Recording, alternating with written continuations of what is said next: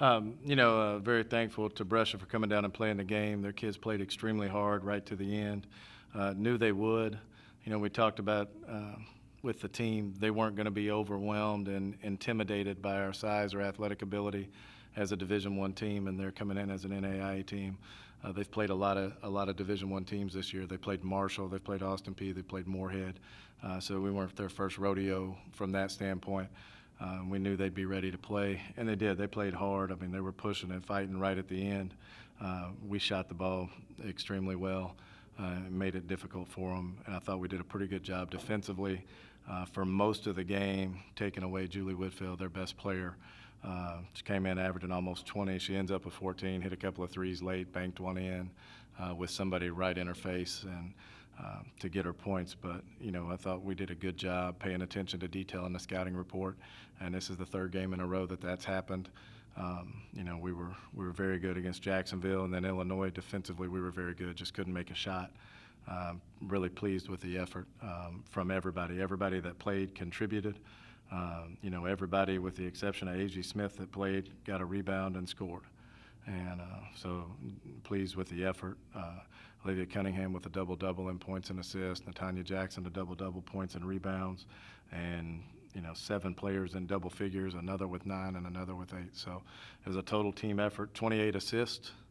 I thought we did a good job taking care of the basketball. We ended up with 16 turnovers, but there were about 5 where we got pushed in the back blatantly, and there were no fouls called. They called a travel instead. So I gave our team a little bit of a break in that regard, and we reached all of our goals for the game. So pleased with the effort. And best shooting performance of the season. I mean, that's yeah, we shot it really well against Jacksonville. I think we were 60% from the three-point line in that game. But the big thing is our players have been spending a lot of time in the gym getting extra shots up. And that's this time of year. They're in town. It's basically our team and the men's team, and that's it in Murray, Kentucky right now. So what else do they have to do? Basically they're like professional players at this point in the year. There's not a lot going on. There's no studying. We've got a couple that are studying for some different things, but there's no worrying about the next exam, going to class, all those things. So they've been spending a lot of time in the gym, getting shots up, and it showed tonight.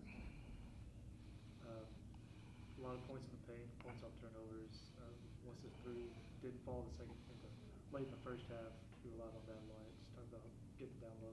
Well, that's one thing we kept talking about, like don't fall into the trap just because we made some threes of just settling for three-point shots. We still wanted the team to take quality three-point shots, but we had a couple that were rushed and we had a couple that were taken that were contested.